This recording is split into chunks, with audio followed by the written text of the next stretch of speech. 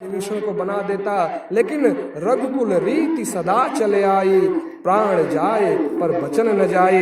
रघुकुल वंशियों का तो ये वचन है कि प्राण चला जाए, लेकिन वचन कभी मिथ्या नहीं हो सकता। यदि मैं रावण से परास्त भी हो जाता तो भी मैं इस विभीषण को अयोध्या का राज्य दे देता। आज भगवान के आदेश से लक्ष्मण महाराज जो है हनुमान जाम्बवादी के सहित आज लंका में प्रवेश करते हैं और विभीषण महाराज का यथोचित राज्याभिषेक होता है, राजो तिलक करते हैं और वहां के राजा विभीषण को राजा बनाया जाता है। लक्ष्मण उनको मुकुट पहनाते हैं, तिलक लगाते हैं और समस्त सभासदों के मध्य राजा से सुशोभित कर दिया जाता है। सभी लोग कहते हैं सोई संपदा विभीषण ही सकुच दीन न रघुनाथ। आज जो रावण के द्वारा इकट्ठा किया हुआ जो राज्य था, जो संपदाएं थी, समस्त संपदाओं को भगवान जो है एक ही क्षण में आज विभीषण को समर्पित कर देते हैं। भगवान तो वैसे भी दानी हैं, कुछ भी अपने भक्त को दान कर देते हैं। कोई अपेक्षा नहीं रहती भक्त से, केवल एक ही अपेक्षा रहती है कि भगवान के प्रति समर्पित हो जाओ। समर्पण भावना भगवान के प्रति हो जाए तो मानो भक्त का भगवान कल्याण ही कर देते हैं। केवल शरणागत हो जाना चाहिए। आज विभीषण महाराज लंकाधिपति राजा के नाम से शोभित होते हैं। आज भगवान आदेश देते हैं कि हे विभीषण महाराज, अब आप सीता के पास जाएं और सीता को आप यह संदेशा बतावें कि भगवान श्री रामचंद्र जो है लंका पर विजय प्राप्त कर चुके हैं और आपको लेने के लिए आ रहे हैं। आज यहाँ पे एक प्रश्न उठता है कि विभीषण के साथ भगवान ने क्यों भेजा, हनुमान जाम्बवंत के साथ विभीषण को क्यों भेजा। यहाँ प्रश्न हुआ तो भगवान इसका उत्तर देते हैं क्योंकि सीता का हरण एक राजा ने किया था और यदि राजा ही अगर जाके उस चीज को ले आता है तो यह यथोचित शास्त्रोचित विधि बतलाई गई है। इसलिए मानो भगवान आदेशित करते हैं कि हे हनुमान जी महाराज, आप जो है विभीषण के साथ अशोक वाटिका में जाएं और माँ भगवती को वहां से आप लाएं। आज विभीषण जी महाराज हनुमान जी के साथ आज जाते हैं। लंकायाम राक्षसाम मध्ये राजानां राम शासनात् विधिना मंत्र दृष्टेन शुद्धि गण समावृतम। आज कहते हैं प्रत्येक विधियों का पालन करते हुए हनुमान जी महाराज जो है आज विभीषण के साथ अशोक वाटिका में जाते हैं। भगवान का संदेश माँ भगवती जनक तनया सीता को बताते हैं कि हे देवी, हे माँ, अब आपको भगवान लेने आ रहे हैं, आप स्नान इत्यादि से आप व्यवस्थित हो जाएं। भगवती सीता कहती हैं, हे विभीषण जी, हे हनुमान जी, मैं इसी प्रकार से भगवान से मिलना चाहती हूँ। विभीषण ने कहा, नहीं माँ, भगवान का आदेश है कि आप सुव्यवस्थित होके आए। भगवान का नाम जैसे ही माँ ने सुना तत्क्षण जो है स्नान इत्यादि कर्म से निवृत्त होकर व्यवस्थित होकर आज पालकी में बैठा के विभीषण महाराज आदर सम्मान के सहित आज माता भगवती को लेके चलते हैं। आज जैसे ही युद्ध प्रांगण की ओर माता भगवती को लेकर जय घोष के साथ बोले मिथिलेश कुमारी सीता मैया की जय, जैसे ही जयकार श्रवण करते हैं बंदरों में उत्साह जागृत हो जाता है। लांगूल आदि जो अनेक बानर, ऋक्ष आदि जो अनेक बानर थे, सबको ये मन में उत्साह होता है कि जिस माता भगवती सती के लिए हम लोगों ने युद्ध किया वो किस तरह की होगी, कैसा स्वरूप होगा, आज हमें दर्शन प्राप्त करने का सौभाग्य प्राप्त होगा। यह विचार करते हुए सभी वानर उत्साहित हो रहे हैं। लेकिन महाराज वर्णन आता है जैसे ही बंदरों में ये उत्साह देखा गया भगवती का दर्शन प्राप्त करने का, वह अन्य जो राक्षस थे सब महाराज बंदरों को मारने लगते हैं, बंदरों को शांत करने लगते हैं। बंदरों ने निवेदन किया, हे प्रभु, मैं आपके चरणों में प्रणाम करता हूँ, मैं भी, हम सभी माँ भगवती का दर्शन प्राप्त करना चाहते हैं। आज माता भगवती के विषय में इस प्रकार से उत्सुकता देखकर भगवान ने विभीषण को आदेश दिया, हे राक्षस राज विभीषण, आप अपने सैनिकों को स्थिर करें। हमारे जो वंदर आदि हैं माता भगवती का दर्शन चाहते हैं, तो माँ भगवती को पालकी से उतार के और पैदल आने के लिए आप आदेश करो, क्योंकि यदि पैदल माँ भगवती आती हैं तो निश्चित ही प्रत्येक वानरों को दर्शन प्राप्त हो जाएगा। अतः हमारा आदेश कह के माँ भगवती को आप ये बतावें। विभीषण महाराज भगवान की इच्छा को जानकर आज माता भगवती को आदेश निवेदन करते हैं। माता भगवती पालकी से नीचे आते हैं। हनुमान जी महाराज जब वाटिका में गए थे तब माता से कहते हैं, माँ मैं कुछ आपसे कहना चाहता हूँ। माता भगवती ने कहा, कहो पुत्र। भगवती ने कहा, हे माँ, ये जो आपके बगल में जो राक्षसनियां हैं इनको मैं मारना चाहता हूँ, इनको मैं दंड देना चाहता हूँ। भगवती कहती हैं, क्यों? इनसे आपका क्या बैर है? आप इनको क्यों मारना चाहते हो? माता भगवती ने कहा, हनुमान जी ने कहा, हे माँ, मुझे यह ज्ञात हुआ है कि यह जो राक्षसनियां हैं आपको बहुत कष्ट दिया, आपको अनेक प्रकार से यातनाएं प्रदान करी। अतः इनके प्रत्येक को मैं किसी के बाल उखाड़ना चाहता हूँ, किसी के हाथ तोड़ना चाहता हूँ, किसी के पैर तोड़ना चाहता हूँ।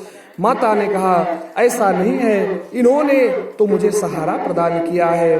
फिर माँ भगवती एक ऋक्षराज की कहानी बताती हैं कि अब तुम इस कथा को सुनो, इसके बाद यदि तुम्हें ज्ञात हो जाए तो तुम्हें जो अच्छा लगे वो करना।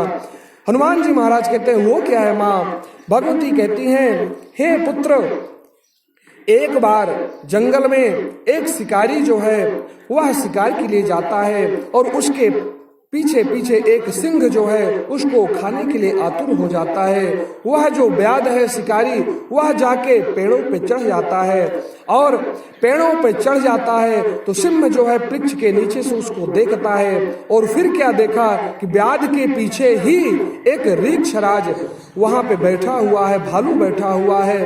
तो सिंह ने उस व्याघ से निवेदन किया, ऋक्ष से निवेदन किया कि हे ऋक्षराज, हे भालू, आप जो है यह जो व्याध है इसको आप नीचे फेंक दो तो मैं इसको खा लूं, मेरी जो बुभुक्षा है वह शांत हो जाएगी।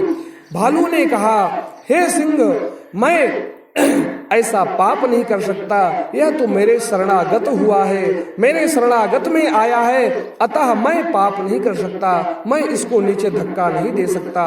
सिंह ने कहा, ठीक है, फिर मैं आज यहाँ से जाने वाला नहीं हूँ, मैं इस व्याध का इंतजार करूंगा, जब ये उतरेगा तब मैं इसका भक्षण करूंगा। इस प्रकार से वह सिंह कह के और वृक्ष के नीचे ही बैठ जाता है। महाराज अब रात्रि का समय आ गया, भालू को नींद आ जाती है और वह सो जाता है वृक्ष पर।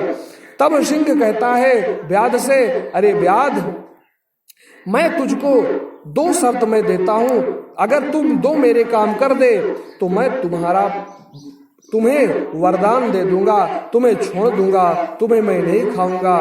व्याध को सिंह कहता है, यह भालू जो है सो गया है, इसको तुम धक्का दे दो, ये नीचे आ जाएगा और मैं इस भालू को खा जाऊंगा और तुम्हें भी छोड़ दूंगा।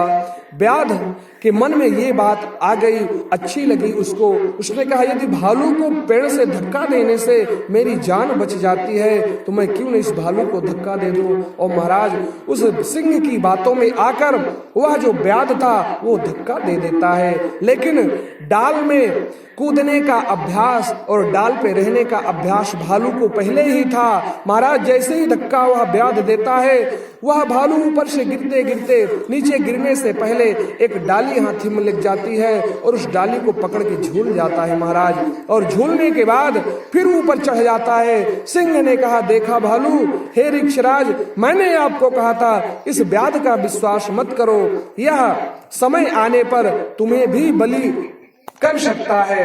अतः आज देखो समय इसको प्राप्त हुआ और तुम्हें भी इसने धक्का दे दिया। ऋक्षराज ने कहा, हे सिंहराज, यह इस व्याध का दोष नहीं है, यह इसकी स्वयं की बुद्धि नहीं थी, यह तो आपकी बुद्धि थी। आपने इसको प्रेरित किया, आपने इस पर दबाव बनाया।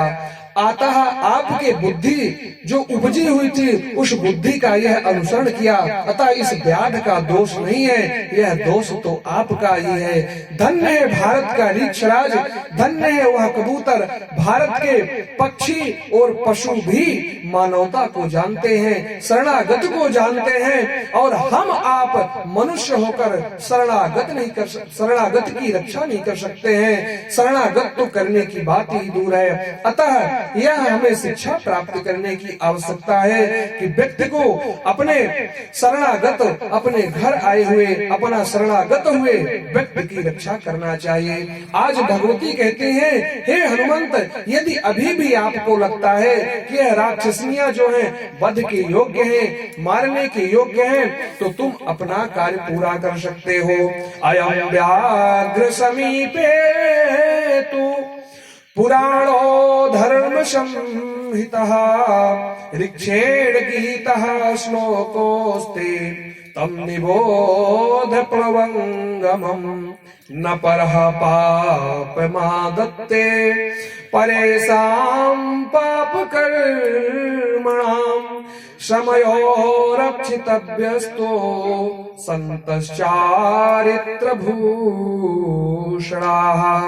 धन्य है भारत का यह रीछ, यह भालू जो शरणागत में आए हुए व्यक्ति की रक्षा किया और एक उदाहरण प्रस्तुत किया समस्त मानव जाति के सम्मुख कि शरणागत में आए हुए व्यक्ति की किस प्रकार से रक्षा करनी चाहिए, किस प्रकार से उसका पोषण करना चाहिए। आज माता भगवती कहती हैं, पापानां वा शुभानां वा वधारहाणाम अथापि वा कार्यं कारुण्यमार्येण न कश्चिन्नारापराध्यपे। माता भगवती ने कहा, हे पुत्र, हे हनुमंत, व्यक्ति चाहे कितना ही पाप क्यों न किया हो, कितना ही वह वध के योग्य ही क्यों न हो, हर व्यक्ति में दोष और गुण पाए जाते हैं। किसी में दोष की अधिकता होती है, किसी में गुण की अधिकता होती है। अतः व्यक्ति की जैसी दृष्टि होती है उसी तरह से वह वहां से ग्रहण करता है। जाकी रही भावना जैसी, जाकी रही भावना जैसी, प्रभु मूरत देखी तिन तैसी, प्रभु मूरत देखी तिन तैसी, जाकी रही भावना जैसी। भगवती माता कहती हैं, हे पुत्र, व्यक्ति इस प्रकृति में जिस प्रकार के आंखों में चश्मा लगाता है उसी प्रकार से दृश्य दिखाई देता है। यदि आप लाल चश्मा लगा लोगे तो सारी प्रकृति आपको लाल दिखेगी, यदि आप पीला लगा लोगे तो पीली प्रकृति पूरी लगेगी। अर्थात कहने का भाव स्पष्ट है, आपकी जैसी दृष्टि होगी उसी प्रकार से आप दोष और गुण दोनों को आप ग्रहण करेंगे। इस प्रकार से माता भगवती बहुत ही सुंदर पुत्र हनुमंत के प्रति इस प्रकार अपने विचारों को प्रस्तुत किया।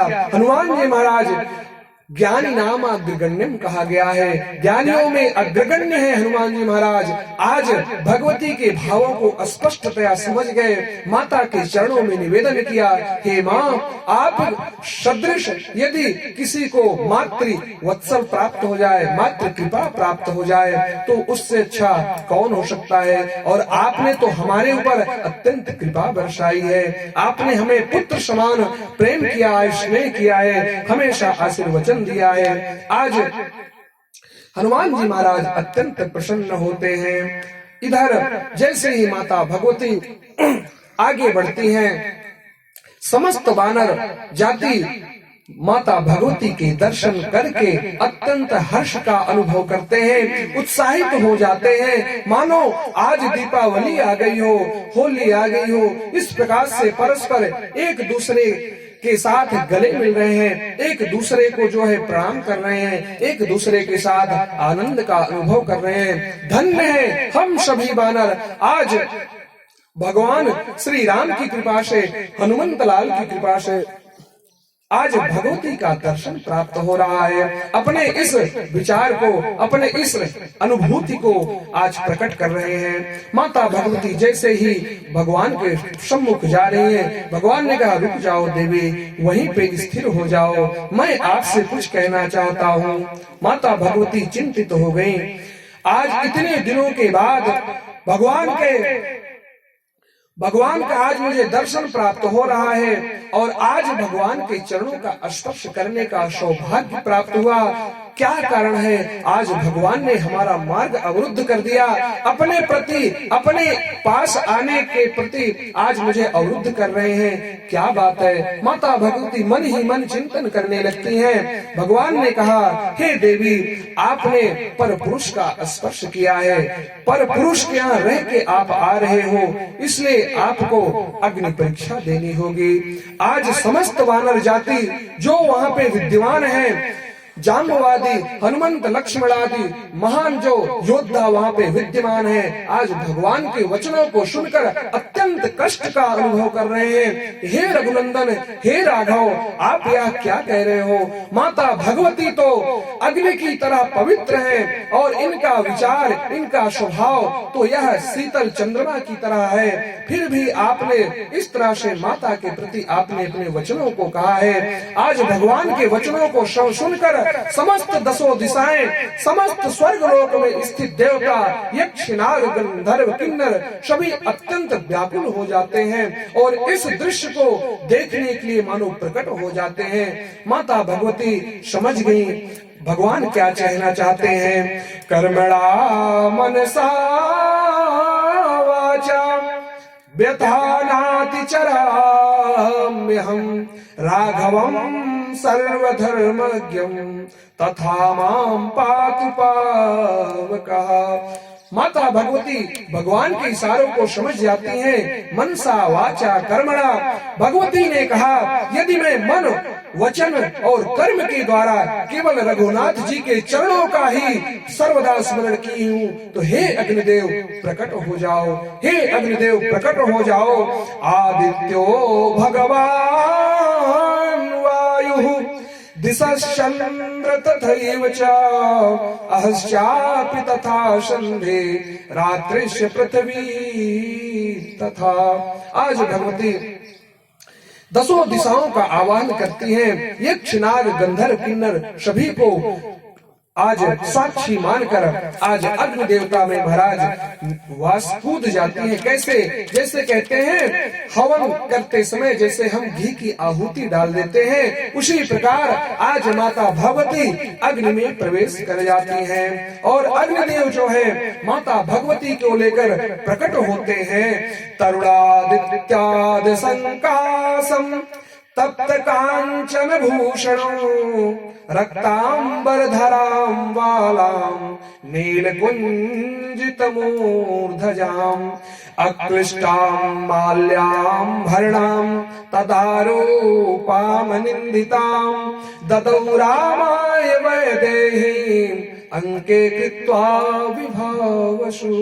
कहते किस प्रकार अग्निदेव माता सीता को लेके प्रकट होते हैं। कहते ददौ रामाय वैदेहीं अंके कृत्वा विभावसु। आज अग्नि देवता साक्षात पिता का स्वरूप लेते हुए आज माता भगवती के अपने दाहिने अंक में गोद में बैठाकर प्रकट होते हैं। बोले अग्निदेव भगवान की, सती मैया की। आज सती स्वरूप सीता माँ जो है अग्निदेव के दक्षिण गोद में प्रकट होके आज अग्निदेव जो है भगवान के चरणों में निवेदन करते हैं, हे प्रभु माँ सीता को आप स्वीकार करें। आज आपने जिस निमित्त सीता को मुझे प्रदान किया था, जिस निमित्त आपने सीता को मुझे मेरे संग्रह किया था, मुझे प्रदान किया था, आज मैं आपको उसी तरह से माता भगवती आपके चरणों में निवेदन करता हूँ। इस प्रकार से अग्नि देवता ने जो है माता भगवती को प्रदान करते हैं भगवान के चरणों में। भगवान माता भगवती को स्वीकार करते हैं। आज समस्त देवता जो है इस दृश्य को देख रहे होते हैं और इंद्र आदि सहित सभी देवता प्रकट हो जाते हैं और साथ में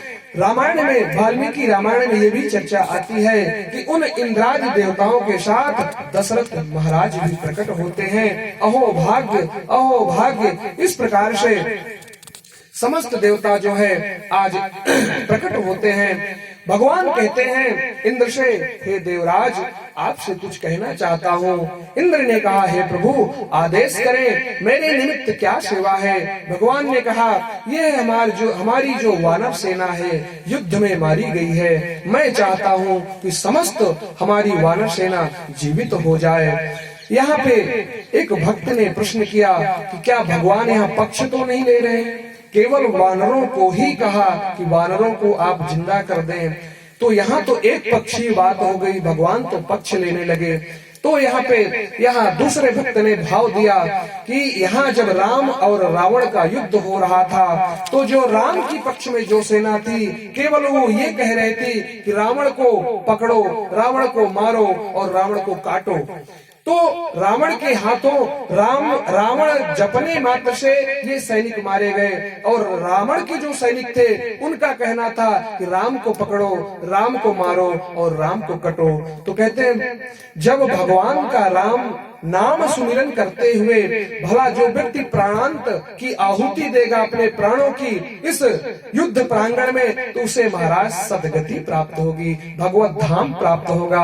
और जो रावण कह के मरा है तो उसे महाराज तो अधोगति ही प्राप्त होगी। इसलिए भगवान कहना चाहते हैं कि रावण पक्ष की जो सेना है वो तो महाराज साकेत धाम को प्राप्त कर गई, मेरे नामों को जपते हुए प्राण की आहुति उन लोगों ने प्रदान कर दी। लेकिन मेरी पक्ष में जो सेना है वह तो महाराज रावण नाम का जाप किया है, अतः इनका जीवित होना अत्यंत आवश्यक है। इंद्र महाराज भगवान के वचनों को सुनकर प्रसन्न हो जाते हैं। हे राघवेंद्र, हे रघुनंदन, आप जैसा कहोगे मैं वैसा ही करूंगा। और महाराज जो अमृत की बारिश किया है, जो अमृत की बारिश हुआ, प्रत्येक वानरों के मुख में वो अमृत जैसे ही गया, समस्त वानर सेना जैसे सो गई हो और प्रातः काल का समय हो, सवेरा हो और सभी उठ आते हैं, उसी प्रकार से जम्भाई भरते हुए सभी वानर उठ आते हैं और जयकार लगाते हैं। महाराज बोले श्री रामचंद्र सरकार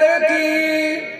सभी वानर मिलकर जयकार लगाते हैं। अत्यंत उत्साह का समय है। आज दशरथ जी महाराज से भगवान प्रार्थना करते हैं, कहते हैं हे पिताश्री, आप से हम कुछ वरदान मांगना चाहते हैं। भगवान दशरथ ने कहा, बोलो बेटा।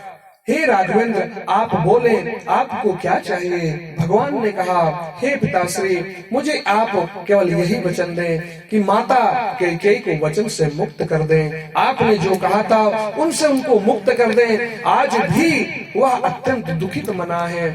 दशरथ जी महाराज ने कहा, मैंने क्षमा कर दिया। फिर भगवान पुनः प्रार्थना करते हैं, हे प्रभु, हे दशरथ जी महाराज,